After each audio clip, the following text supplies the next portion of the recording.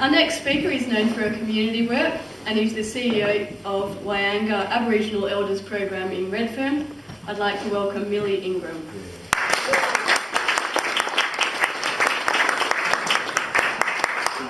Thank you, Sue, and yes, I'm here because Elaine asked me to come along and sort of plopped it off fairly quickly.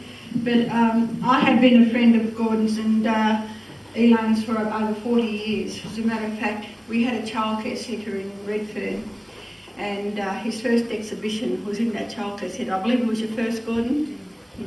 Before I started, I'd like to acknowledge the traditional custodians of the land on which we stand today, and welcome you all here as well. I think it's a shame that in this day and age that we have a beautiful couple like this with so much talent. As much as I love Gordon's painting, and I just loved him, I also love Elaine's photography. You've done so much good photography in a lot of the historical moments that we had in Redfern, and Redfern is the place to be. So those historical moments, we have made many changes here in this country. For instance, when we started the Aboriginal Legal Centres off, that we triggered off the Australian Legal Aid. When we started off the Aboriginal Medical Service in Redfern, that kicked off under Gough Whitlam Medicare, which I think every Australian enjoys today. And there are so many other things that we have done in Redfern that is the catalyst and the pilots for what could happen everywhere. And I just love Gordon's paintings and judgment by his peers.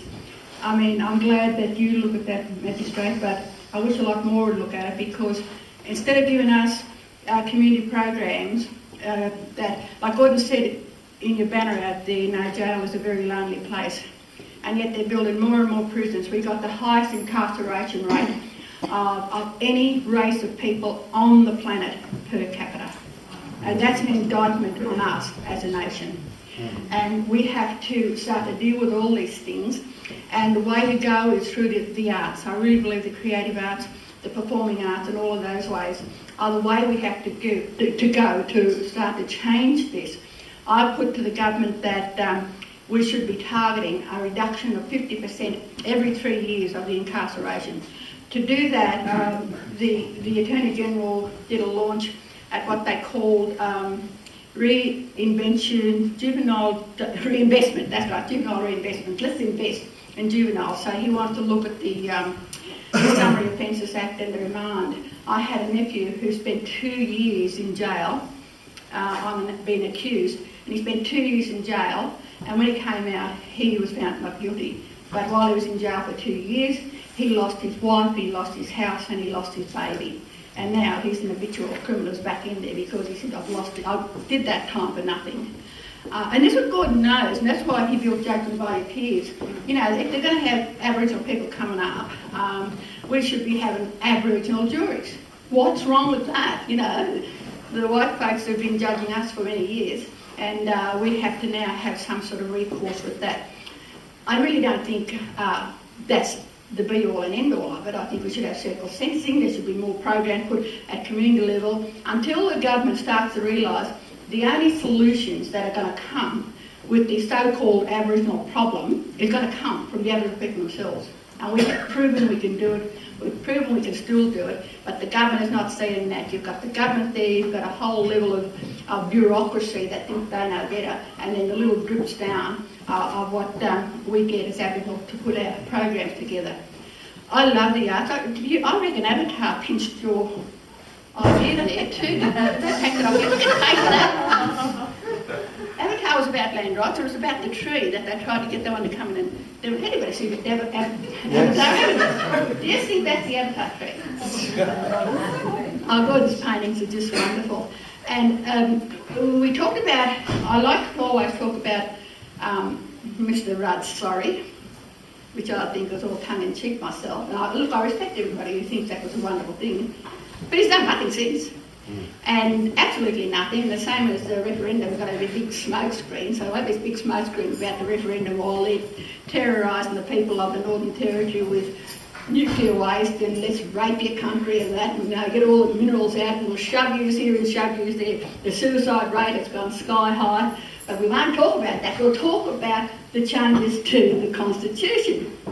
I voted at the 67 Constitution, we came out and we thought, this is great, you know, things are going to change now. Hello, nothing changed.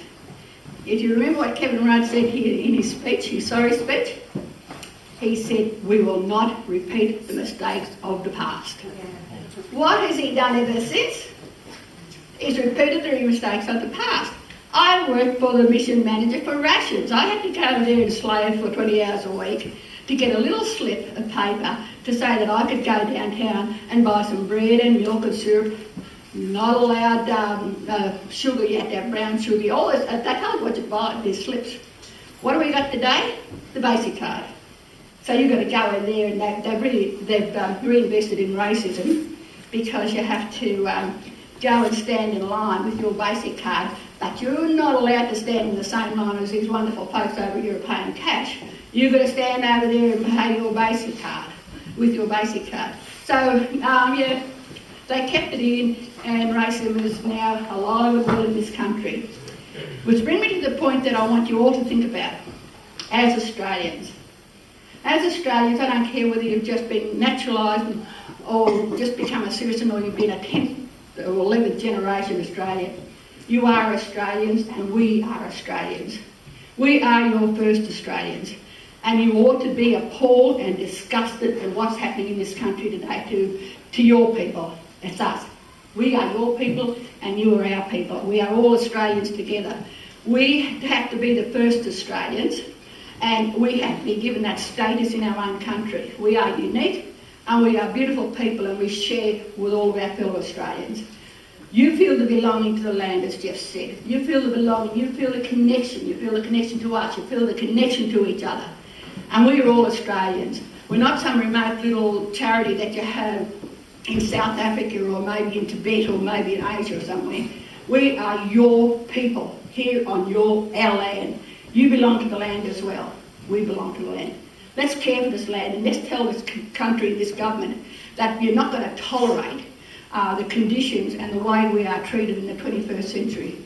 We can start by demanding that they give us a place, and we start with Goat Island, I think, so we can have a keeping place for Gordon. So he will not be struggling for the next 10 years to do this, to find a place, a home. Millie Ingram, my sister, got him a home for 3 years, and then that was taken away, and now you've been wandering around homeless.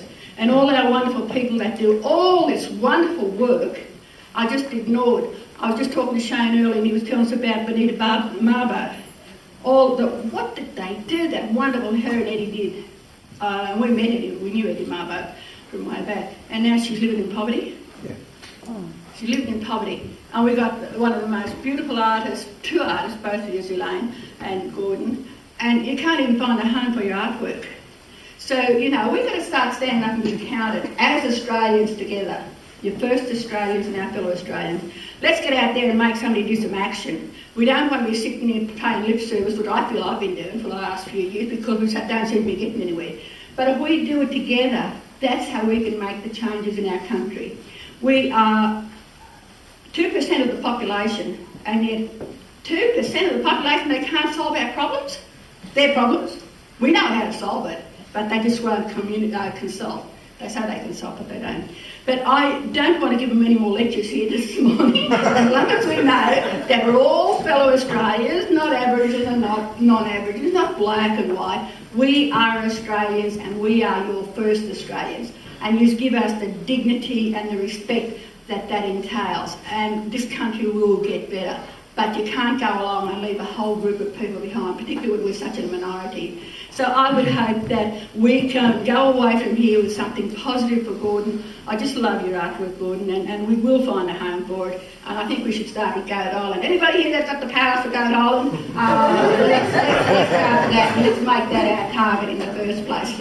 And get this wonderful keeping place for all of our artists, all of our New South Wales artists. I really want to promote a lot of New South Wales artists.